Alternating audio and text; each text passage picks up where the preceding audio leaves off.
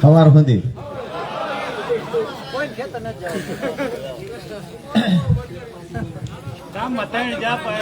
અહીંયા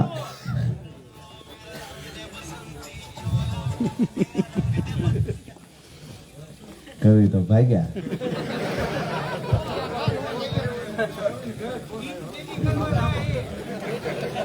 અહીંયા મંચ પર બિરાજમાન ભાઈ શ્રી અમૃતભાઈ મકવાણા, ભાઈ શ્રી પંકજભાઈ મહાદેવ બાપા, સાથે જ કેડી બાવરવા સાહેબ, પંકજભાઈ અંગડોજા, ભાઈ અમારે ચંદુભાઈ મોરી અને આખી ટીમ મંચસ પર બિરાજમાન તમામ મહાનુભાવો અહીંયા સામે બેઠેલા આજની ગુજરાત જોડો જનસભામાં આપ સૌ ઉત્સાહ અને ઉમળકાભેર ઉપસ્થિત રહ્યા છો ત્યારે આપ સૌનું હું રાજુ કરપડા હૃદયથી સ્વાગત કરું છું. બોલો હાર ક્યાં છે? એક રાખો, કોઈને કઈ પૂછવા આવે તો આપણે એનું હામયું કરવાનું છે. હારથી મેં નક્કી કર્યું છે કે મારી સભામાં કોઈ કઈ પૂછવા આવે તો આપણે પહેલા હાર પહેરાવવાનો છે, એનું સન્માન કરવાનું છે. હવે કઈ સભામાં મુહૂર્ત થાય છે એ ખબર પડતી નથી.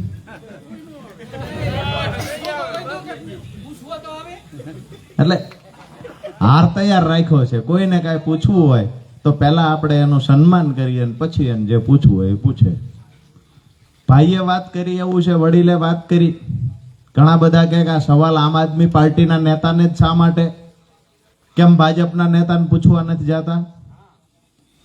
જેટલા ભાજપના નેતાને સવાલ પૂછવા ગયા છે એના વાહા કાબરા કરી નાખ્યા છે પોલીસ વાળાને કરી. મારી વાત સાચી છે? ન છૂટકે બાપડાને પૂછવું છે, એની અંદરથી આત્મા જાગ્યો છે, પણ બીક લાગે છે કે ઓલા વાહો ફાડી નાખે, ન્યા ન જવાય. જાવું ક્યાં? તો આમ આદમી પાર્ટી વાળા પાસે જાવ. આજે અમે એ વાતનો આનંદ અનુભવીએ છીએ કે કમસે કમ બોલતા તો શીખવાડ્યું, કમસે કમ સવાલ કરતા તો શીખવાડ્યું. કોઈ ધારાસભ્યને રૂડું લગાડવા માટે સવાલ કરવા આવે, કોઈ ભાજપના નેતાને રૂડું લગાડવા સવાલ કરે, કોઈ કોંગ્રેસના અમે ગણ્યા ગાંઠ્યા વૈદ્યા છીએ નેતાને રૂડું લગાડવા સવાલ કરે. પણ અમારા મંચ સુધી આવતા થયા હવે અમે એ કહીએ છીએ કે ભાજપના નેતાઓ સવાલ કરવા માટે જે લોકોને મોકલે છે અમે એનાથી ખૂબ રાજી છીએ. પણ અમે એક જોક સાંભળ્યો હતો, હું નાનો હતો ત્યારે. એક વકીલે અસીલને એવું કહ્યું કે તને કાંઈ પણ હામાવાળાનો વકીલ પૂછે એટલે તારે મ્યાઉ કહેવાનું. હું કહીશ કે આ ગાંડો છે, એને ખબર પડતી નથી. એટલે કોર્ટમાં હામાવાળા વકીલે પ્રશ્ન પૂછ્યા તો જે પ્રશ્ન પૂછે એને કે મ્યાઉ. વાત પૂરી થાય કે મ્યાઉ. શીખવાડ્યું તું, કેસ જીતી ગયા, માનસિક તકલીફ છે કહેવામાં આવ્યું. ત્યાર પછી ઓલા વકીલે કીધું મારી ફી, તો કે મ્યાઉ. આ તૈયાર કરી કરીને અમારા મંચ સુધી મોકલે છે ને જો આ રિવર્સમાં એક દિવસ મિસાલ ફૂટે નહીં તેમ મને કહેજો. પેલા ન્યા વાણંદ ને ન્યાનો જ એક જોક છે કે ભાઈ હરખી દાઢી ન થઈ, વાળ હરખા કટિંગ ન થયા તે ઓલા ભાઈએ વાણંદને લાફો માર્યો, વાણંદે 10 રૂપિયા દીધા. બીજી વાર થયું 10 રૂપિયા દીધા, પછી કઈ વાંધો નતો તોય લાફો માર્યો, 10 રૂપિયા દીધા. એક દી ભટકાઈ ગયા, એને લાફો માર્યો, ઓલે તોડી નાખ્યા. આ શીખવાડીને મોકલે છે ને આવનાર સમયમાં મજા આવવાની છે અમને ને તમને બધાને. આ અમે તો રાહ જોવી છે. શીખે, આખા ગામો ગામથી શીખે, આખા ગુજરાતમાંથી શીખે. દરેક યુવાન ઘરે ઘરેથી નીકળે અમારે પ્રશ્ન કરવો છે. ટેવ પાડીએ છીએ. કાલ ભાજપની સભા આવશે, કોક તો હિંમત કરશે અને જે હિંમત કરશે એને ખબર પડશે કે આપવાળા તો સારા હતા, સન્માન કરતા હતા, એને પોલીસ પાસે લઈ જઈને એક બાજુ બોલાવીને હબોડી નાખ્યા. દોસ્તો, આજે ખાખરેજી ગામે આપણે બધા મળ્યા છીએ. 36 લોકો હજી ઓલા અંધારાનો લાભ લઈને બેઠા છે. જો શક્ય હોય ભાઈઓ, તમને બધાને વિનંતી કરું, જો શક્ય હોય તો માવા બાવા સોળી લીધા હોય ને પિચકારીની કોઈ તકલીફ ન હોય તો આ જગ્યામાં બેસી જાઓ. એ એક જ છે. એ કે વાંધો એ છે કે અંધારામાં બેઠા એવું નથી, પણ આ માવાની પિચકારી મારવા જવું પડે છે. પણ જેટલા માવા ન ખાતા હોય એટલા ભાઈઓ ખૂબ અંધારામાં દૂર દૂર સુધી ઊભા છે, બેઠા છે, એ મિત્રોને વિનંતી કરી છે અહીંયા પાથરણામાં શક્ય હોય તો આવી જાઓ. મને મજા આવશે, તમને મજા આવશે, અને અહીંથી ફોટા ગયા પછી કોઈને હરસ મજાની તકલીફ નહીં, દવાઈ લેવી પડશે.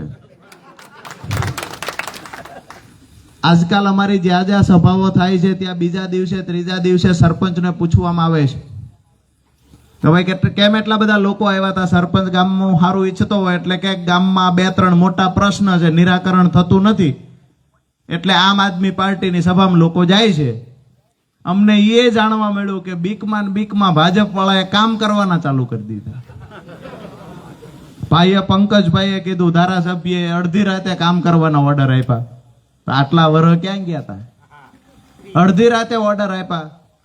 વાત એ કરવા આવ્યો છું કે હજુ 2027 અમારી સરકાર બની ગઈ, ચૂંટણી આવી ગઈ, આવું કાંઈ નથી, પણ અમારી જ્યાં સભા થાય ત્યાં કામ કરવાના ચાલુ કરી દીધા. પ્રવીણભાઈ રામ પદયાત્રા કરી, તમે બધાએ વિડીયો જોયો હશે. ટાયરમાં બેસી અને હામા કાંઠે ગયા. બહેનો ટાયરમાં બેસી, ખોળામાં છોકરું લઈ હામા કાંઠે જાય. 2 વર્ષ પહેલા તૂટી ગયેલો બ્રિજ કોઈ જોવા આવતું નહોતું. જેવો પ્રવીણભાઈએ જઈને વિડીયો ચાલુ કર્યો અને આખા ગુજરાતના લોકોએ ભાજપનો વિકાસ જોયો અને તરત જ બીજા દિવસથી ત્યાં કામની શરૂઆત થઈ ગઈ.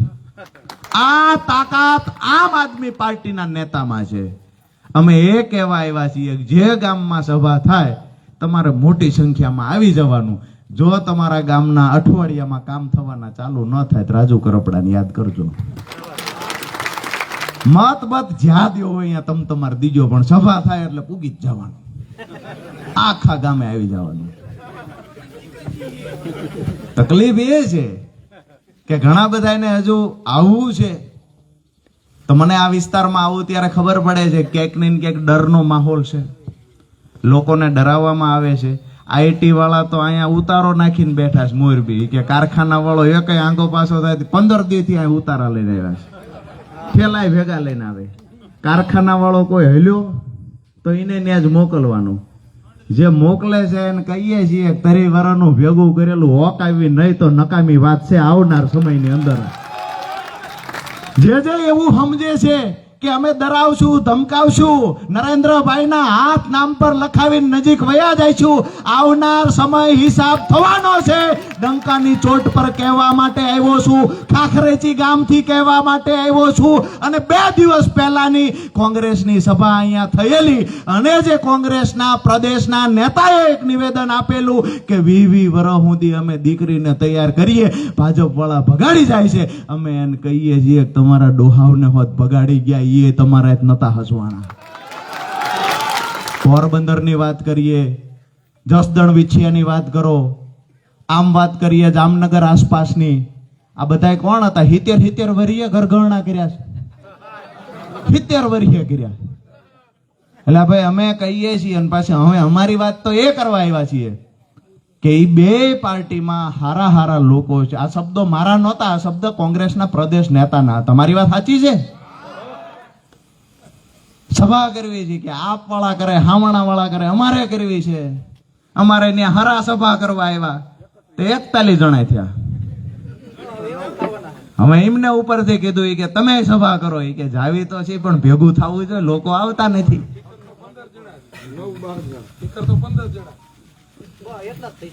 તો પછી એક સલાખો પાથરીને જ સભા કરાય. શું કામ જાજી મહેનત કરવી છે? સલાખો પાથરી દેવાય સભા.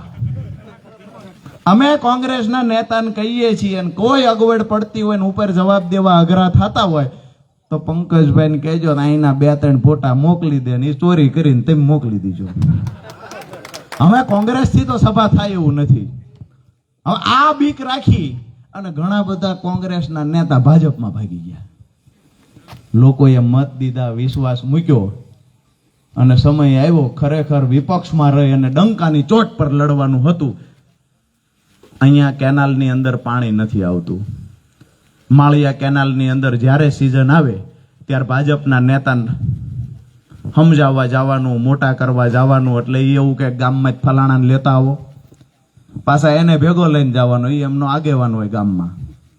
જ્યારે સિઝન આવે ત્યારે આ પ્રકારના નાટકો થાય. મારી વાત સાચી છે? 30 વર્ષ થયા સત્તામાં બેઠા છે, જ્યારે સિઝન આવે ત્યારે આ નાટકો કરે છે.